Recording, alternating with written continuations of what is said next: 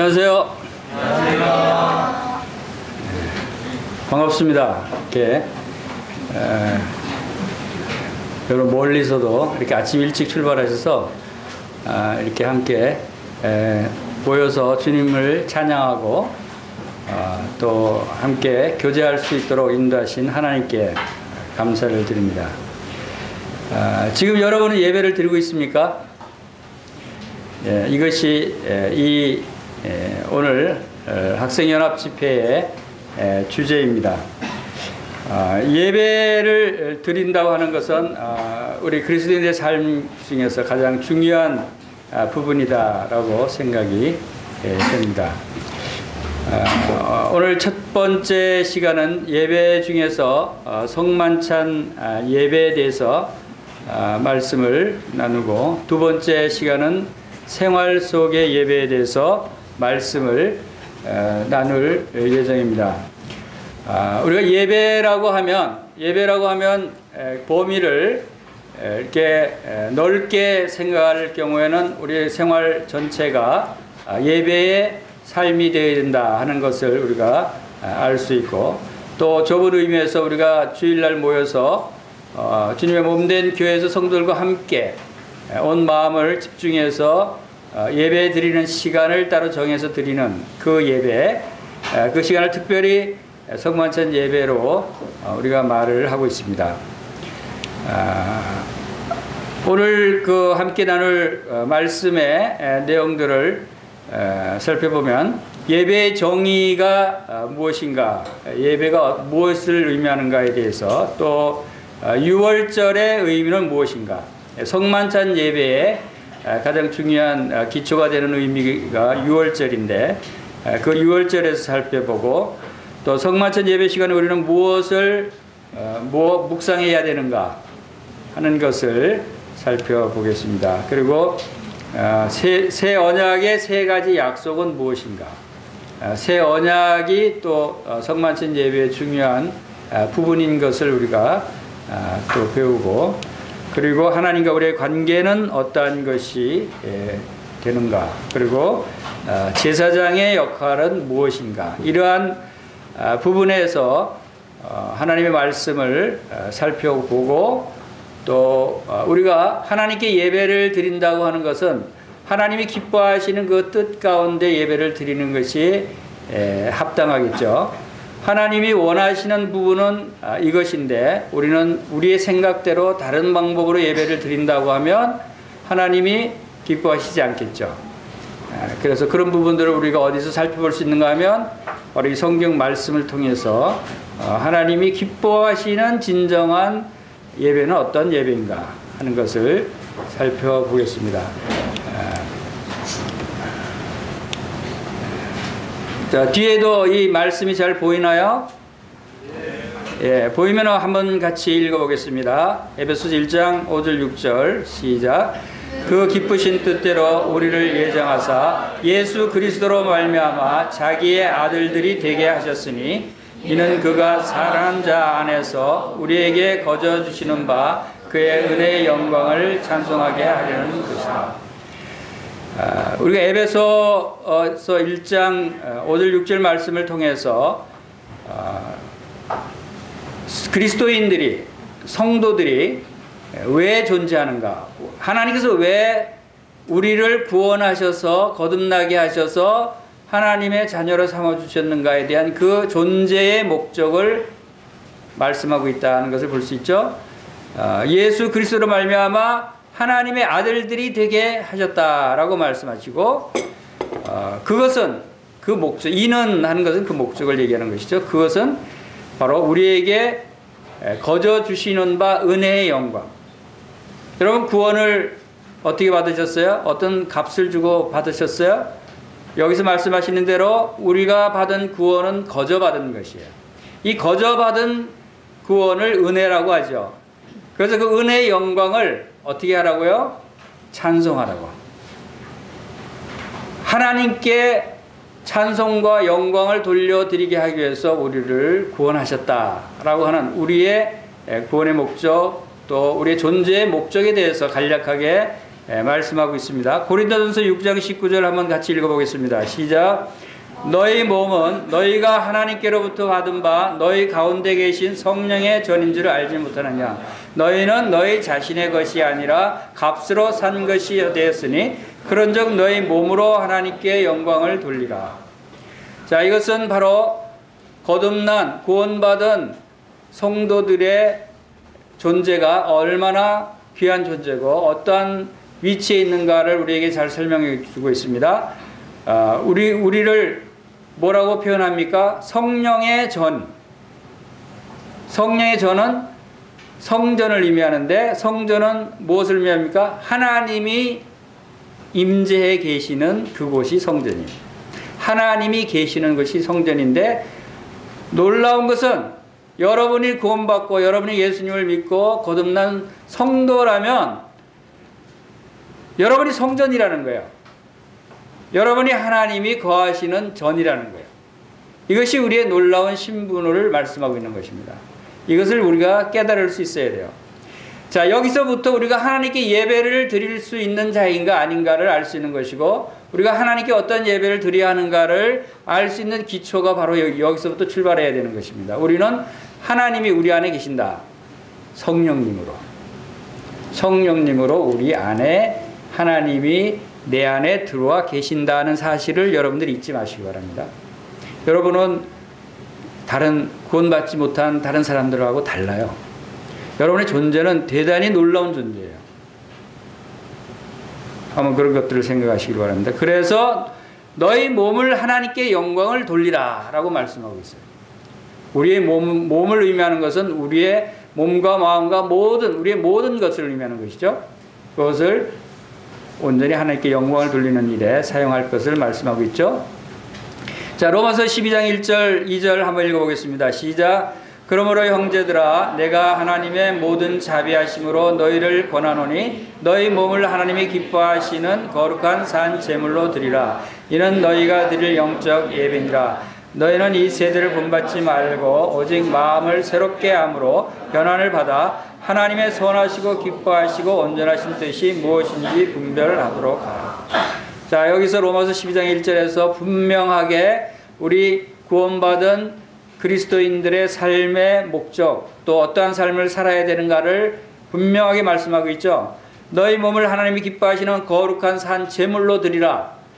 산 제사로 드리라 하는 것은 구약의 제사와 제물과 또 제사장 이런 부분들을 우리가 신약교회에서 어떻게 우리가 적용해야 하는가를 오늘 알 수 있는 시간이 되시길 바랍니다. 여러분이 산 제물로 드려진다는 것은 다시 말씀드려서 예배를 드리는 것을 의미하는 것입니다. 구약의 제사와 제물은 바로 예배를 의미하는 것입니다. 오늘날. 그래서 여러분들이 구약과 신약을 잘 연결해서 구약에서 나타나시는 그 의미를 오늘날 신약교회에서 우리가 어떻게 적용해야 될 것인가. 그래서 구약의 제사를 드리라는 것은 곧 우리가 예배를 드리라는 것을 의미하는 것입니다. 그래서 여러분들이 제사장이 된 것입니다. 그래서 이 세대를 본받지 말고 오직 마음을 새롭게 함으로 변화를 받으라. 우리는 이 세대에 살고 있는 다른 사람들과는 다른 존재라는 것이에요. 이 세상 사람들이 생각하고 추구하고 하는 이 모든 일들은 우리가 생각하고 추구하는 것과 가치관이 다릅니다. 가는 길이 다른 것입니다. 우리가 비록 이 세상에 살고 있지만 이 세상 것들을 배우고 있지만 그러나 우리의 영적인 삶은 다른 길을 가고 있는 것이에요. 가치관이 다른 것입니다. 이것을 분명히 여러분들이 아시기 바랍니다. 그래서 오늘은 성만찬 예배와 생활 속 예배를 살펴볼 텐데 예배 정의에 대해서 이렇게 정의를 내리신 분들이 있어요. 알프레드 깁스는 예배란 가치 있는 분께 가치를 돌려드리는 것이다. 정말 가치 있는 분께 그 가치를 돌려드리는 것이다. 그러고 오제이 깁스는 예배란 어떤 높은 대상에게 경의를 표하는 것을 의미한다. 예배는 그분의 어떠하심 혹은 그분의 모습을 인해 하나님께 영광을 돌리는 것이다. 아까 사회하는 형제님이 예배에 대해서 예의를 갖춰서 절하는 것이라는 예배라는 단어의 뜻을 얘기했습니다. 그렇죠. 그게 옳은 말이죠.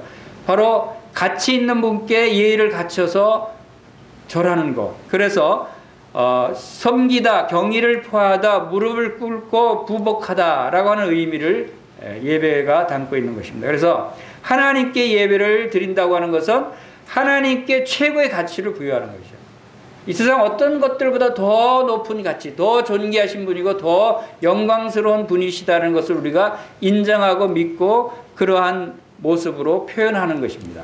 그것이 예배예요. 그리고 우리의 삶의 최고의 우선순위를 하나님께 드리는 거예요. 모든 것보다도 하나님을 더 우선해야 돼요. 심지어는 우리 가족까지도. 이것이 최고의 우선순위, 최고의 가치를 그분께 드리는 것이에요. 그것이 예배다 하는 것을 우리가 알 수가 있습니다. 자, 이제 오늘 성만찬 예배에 대해서 살펴보겠습니다. 성만찬 예배, 성만찬, 떡을 떼는 그 만찬을 성경에서는 떡을 땜으로 표현하고 있습니다. 누가복음 22장 19절 한번 읽어보겠습니다. 시작. 또 떡을 가져와 감사 기도하시고 떼어 그들에게 주시며 이르시되 이것은 너희를 위하여 주는 내 몸이라. 너희가 이것을 행하여 나를 기념하라 하시고 저녁 먹은 후에 잔도 그와 같이 하여 이르시되 이 잔은 내 피로 세우는 새 언약이니 곧 너희를 위하여 붓는 것이라. 바로 이 말씀, 이 두 구절 말씀 속에 성만찬 예배의 의미가 다 담겨져 있어요. 여러분들이 이 말씀만 잘 이해를 하시면 우리가 어떻게 예배를 드려야 할지, 성만찬 예배가 무엇인지를 알 수 있는 것입니다. 자, 성만찬 예배를 특별히 많은 의미가 있지만 그 중에 오늘은 네 가지 의미를 살펴볼 것입니다. 자, 첫 번째 따라해 보겠습니다. 성만찬은 주의 죽으심을 기념하는 것이다.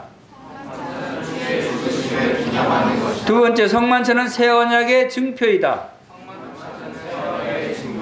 세 번째, 모든 거듭난 성도들이 예배 드리는 제사장들이다. 그 다음 네 번째, 주님의 재림을 증거하는 것이다. 이 네 가지가 중요한 성만찬의 의미다라고 생각이 되어집니다. 그래서 첫 번째, 성만찬은 주의 죽으심을 기념하는 예배이다. 자, 성만찬을 대할 때 여러분이 어떤 생각으로 성만찬을 대해야 되는가? 그것을 통해서 주님이 죽으셨다는 것을 기억해야 된다. 근데 주님이 왜 죽으셨어요? 왜 죽으셔야만 했어요?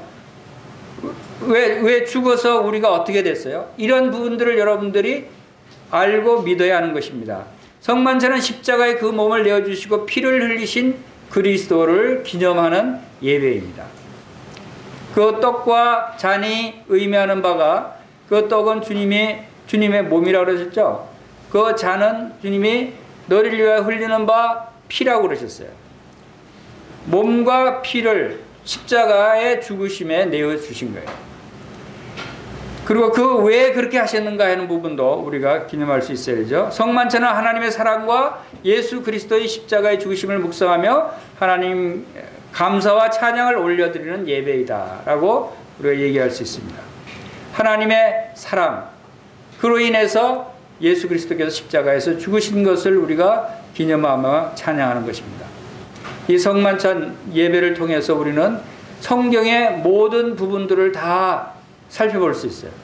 창세기부터 요한계시록까지의 모든 하나님의 경륜이 바로 이 성만찬에 함축되어 있다라고 볼 수가 있어요. 그래서 여러분이 성만찬 예배를 드릴 때마다 가볍게 생각하시면 안 돼요. 그것이 나타내는 바는 성경의 모든 내용들을 담고 있어요.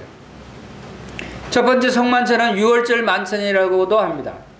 주님께서 성만찬을 제정하실 때 유월절 만찬에서 제정을 하셨듯이 유월절 만찬이라는 것이 바로 이스라엘 백성이 출애굽할 때 이제 10가지 재앙 중에 마지막 재앙인 가축과 모든 사람의 장자, 첫 번째 난 것들 다 죽이겠다고 하신 하나님의 그 재앙을 이스라엘 백성들에게는 피하게 하셨어요. 이스라엘 백성들에는 그 죽음이 임하지 않게 하시는 방법으로 바로 어린 양의 피를 문설주와 임방에 바른 그 집은 내가 죽음을 임하게 하지 않고 넘어가겠다 하는 것이 유월절이에요. 그래서 고린도서 5장 6절에도 우리의 유월절 양 곧 그리스도께서 희생이 되셨느니라. 예수 그리스도의 죽음은 바로 이 유월절 어린 양의 죽음의 의미예요. 즉 어린 양이 죽음으로써 그 피로 이렇게 문설주와 임방에 발랐어요. 그래서 이 피를 바른 이스라엘 백성의 집은 그날 밤에 죽음이 없었어요. 그런데 피를 바르지 않은 애굽의 모든 사람들의 집은 다 죽음이 임했어요. 그래서 패스오버, 유월절, 넘어가다라고 하는 의미고, 이미 심판이 집행된 곳이므로 죽음의 사자가 넘어갔다. 내가 피를 볼 때 너희를 넘어가리니 재앙이 너희에게 내려 멸하지 아니하리라 라고 하는 의미가 이 유월절이에요. 여러분이 영원한 사망, 영원한 죽음 가운데서 넘어갈 수 있는, 피할 수 있는 길은 바로 이 유월절 어린 양 되신 예수 그리스도의 피가 여러분의 마음속에 발라졌기 때문에 여러분이 죽지 않는 것입니다. 여러분 예수님 믿습니까? 여러분 절대 죽지 않습니다. 여러분이 육신은 죽을지라도 영혼은 영원히 죽지 않는 것입니다. 육신의 죽음은 죽음으로 보지 않아요. 그래서 성경에는 육신의 죽음을 잠자는 것으로 표현합니다. 왜? 우리 육신은 우리 자신이 아니기 때문에. 여러분 자신이 여러분 몸뚱아리가 여러분 자신이 아니죠? 몸뚱아리라고 그래서 죄송합니다. 쉽게 이해하기 위해서. 여러분 자신은 여러분 몸 속에 있는 영혼이 여러분 자신이에요. 여러분의 주체가 영혼이에요. 팔이 하나 없다고 내가 없는 게 아니잖아요. 두 다리가 다 잘라진다고 해서 내 존재가 없어지는 게 아니죠. 내 몸이 다 잘라진다고 해서 내 존재가 없어지는 것이 아니죠. 내 영혼이 나라는 존재예요. 그래서 주님은 이 영혼을 구원하신 거예요. 우리 믿음의 결국은 곧 영혼의 구원을 받는 것이라고 말씀을 하셨습니다. 자, 이렇게 네 집이 다 피를 발랐어요. 어느 집이 구원을 받았겠어요? 어떤 집은 피를 다 발라놓고 그 집안에 이제 피를 발랐으니까 죽음이 넘어갈 거야, 평안하다. 또 어떤 집은 뭐 기뻐하고 그러겠죠. 근데 어떤 집은 야, 이거 그래도 이렇게 죽음이 오면 어떡하지 하고 두려워합니다. 또 어떤 집은 야, 이거 겁나서 막 슬퍼하고 있어요. 자, 이 네 집 중에 어떤 집이 구원을 받았겠어요? 아이고, 싸하네요. 모든 집이 다 구원받았어요. 왜? 두려워하는데도 구원받았어요? 슬퍼하는데도 구원받았어요? 왜 그러죠? 구원의 조건은 뭐죠? 표적이 될지라 내가 그 피를 볼 때 넘어가리라 그랬어요. 죽음의 사자가 그 집에 죽음에 임하게 하느냐 안 하느냐는 표적이 뭐예요? 피예요. 예수 그리스도의 피가 여러분의 마음에 발라진 사람은 비록 여러분이 상태가 불안하고 슬퍼하고 어렵지라도 그러나 여러분은 구원을 받는 것이에요. 이것이 바로 유월절의 중요한 의미다 하는 것이고, 두 번째, 성만찬은 새 언약의 증거입니다. 자, 여러분 새 언약이라고 하는 것이 아까 우리 누가복음에서 읽은 대로 내 피로 세우는 새 언약이다라고 말씀하셨어요. 자, 새 언약이 무엇인가요? 우리가 새 언약이 무엇인가를 알아야 되겠죠. 그리고 새 언약이 왜 필요한가도 알아야 되겠죠. 옛 언약이 있으면 새 언약이 있어요. 구약의 이스라엘 백성들에게 주신 언약은 옛 언약이었어요. 그러나 이스라엘 백성들이 그 언약을 지키겠다고 약속을 했는데도 불구하고 지키지 못함으로 인해서 그들이 실패한 것입니다. 그래서 하나님께서는 이제 새 언약을 주심으로써 이제 새로운 생명을 갖게 하시는 놀라운 이 약속을 주셔서 그것이 새 언약이고, 바로 히브리서 8장 13절에도 새 언약이라 말씀하셨음에 첫 것은 낡아지게 한 것이니 낡아지고 쇠하는 것은 없어져 간다라고 새 언약을 말씀을 하셨습니다. 자, 새 언약에 그 세 가지 중요한 약속이 있는데, 그 첫 번째 약속은 내면성, 우리 속에 관련된 것입니다. 히브리서 8장 10절 한번 읽어보겠습니다. 시작. 또 주께서 이르시되 그날 후에 내가 이스라엘 집과 맺을 언약은 이것이니 내 법을 그들의 생각에 두고 그들의 마음에 이것을 기록하리라. 나는 그들에게 하나님이 되고 그들은 내게 백성이 되리라. 자, 하나님의 법을 이스라엘 백성들에게 옛 언약에서는 돌비, 십계명을 돌판에 새겼죠. 그런데 새 언약에서는 어디에 새긴다고요? 우리의 신비, 마음판에, 육의 마음판에 쓴 것이다 했습니다. 여러분의 마음 속에 새 언약이 새겨져 있어요. 여러분이 예수님을 믿고 구원받았다면 여러분의 마음 속에 이 약속이 새겨져서 있다라고 하는 것은 무엇을 의미합니까? 절대로 누가 그것을 바꿀 수 없다는 거예요. 여러분 육신을 죽인다 할지라도 영혼의 마음속에 새겨진 하나님의 약속의 말씀은 절대 변할 수 없는 약속이다. 이게 영원한 약속이라는 거예요. 얼마나 놀라운 약속입니까? 그리고 두 번째 약속은 관계성에 대해서 약속을 하셨어요. 히브리서 8장 10절에서 나는 그들에게 하나님이 되고 그들은 내게 백성이 되리라. 하나님, 우리에게 하나님이 되시고 우리는 그분의 백성이 된다는 의미가 대단히 중요한 것입니다. 하나님은 천지를 창조하신 전지전능하신 분이세요. 그분이 나의 주인이고 나의 하나님이 되시기 때문에 우리는 모든 것을 다 그분께 맡길 수 있고 그분이 우리를 인도하시고 그분은 우리를 보호하시는 것입니다. 이것이 우리가 예배를 드릴 때 그분을 찬양할 수 있는 찬양의 주제가 되는 것이에요.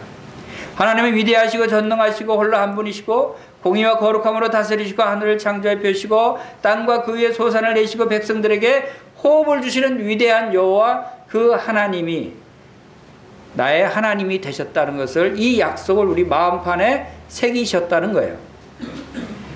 그리고 나는 그분의 하나님이, 그분의 백성이 되었다 하는 것입니다.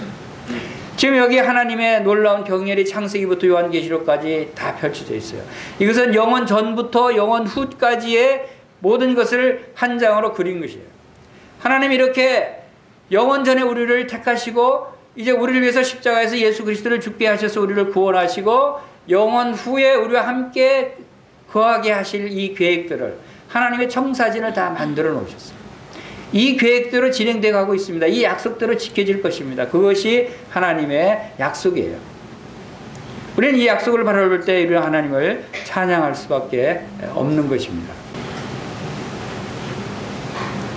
하나님은 이렇게 놀라운 분이십니다. 우리를 사랑하셔서 우리 주 예수 그리스도를 보내시고 그분이 우리의 모든 죄를 담당하시고 이제 다시 오시겠다고 약속하신 그 약속을 하셨습니다. 자, 세 번째 약속이 바로 용서의 완전성입니다. 내가 그들의 불의를 긍휼히 여기고 그들의 죄를 다시 기억하지 아니하리라고 하신 것이 새 언약의 세 번째 약속입니다. 바로 우리의 죄를 다시는 기억하지 않으시겠다고 하신 하나님의 말씀이 바로 오늘날 우리들에게 구원의 약속을 이루신 것입니다. 우리 인생은 펜션 여행과 같다고 유엔 사무총장 반기문 총장이 말씀을 하셨습니다. 우리는 이 지구에 사는 것이 지구라고 하는 펜션에 잠깐 살다가 떠나가야 하는 인생과 다를 바가 없는 것입니다. 그러나 이제 지구를 떠나갈 때가 있습니다. 그것은 바로 지구의 출구는 영원한 지옥이다 라고 하는 것을 우리가 알 수가 있죠. 그리고 하나님의 나라는 죄인들이 갈 수 없는 죄인 출입 금지 지역이죠.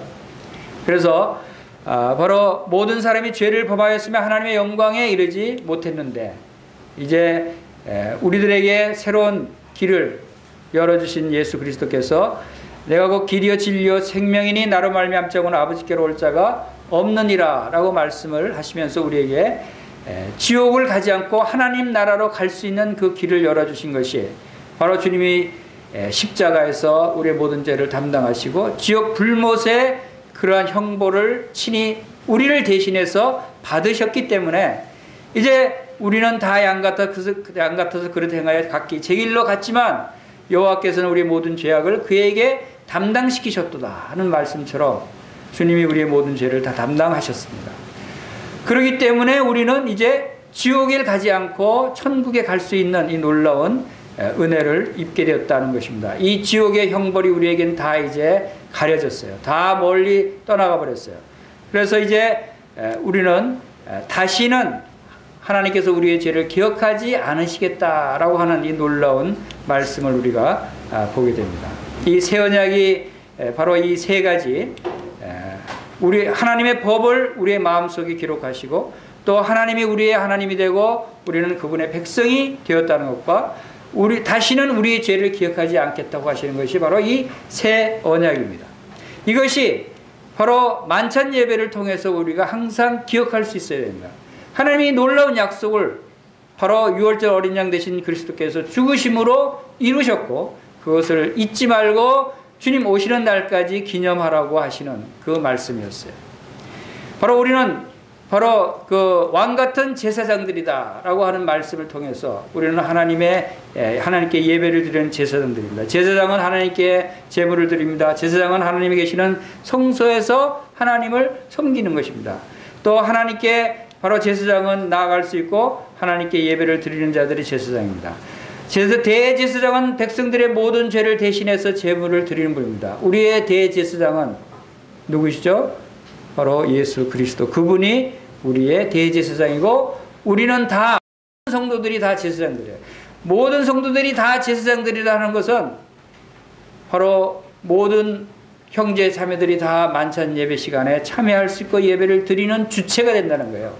예배 여러분이 참석해서 몸만 앉아있다가 가는 것이 아니라 여러분 모든 성도들이 그 예배의 주체가 되고 그 새 언약의 주체가 되는 것이에요.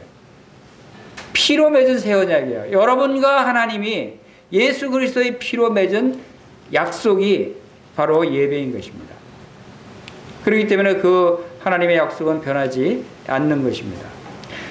보십시오. 고린도전서 10장 16절에 우리가 축복하는 바 축복의 자는 그리스도의 피에 참여함이 아니며 우리가 떼는 떡은 그리스도의 몸에 참여함이 아니냐. 떡이 하나에 우리가 한 몸이니 이는 다 우리가 다 한 떡에 참여함이라. 여기 다라고 표현되어 있죠.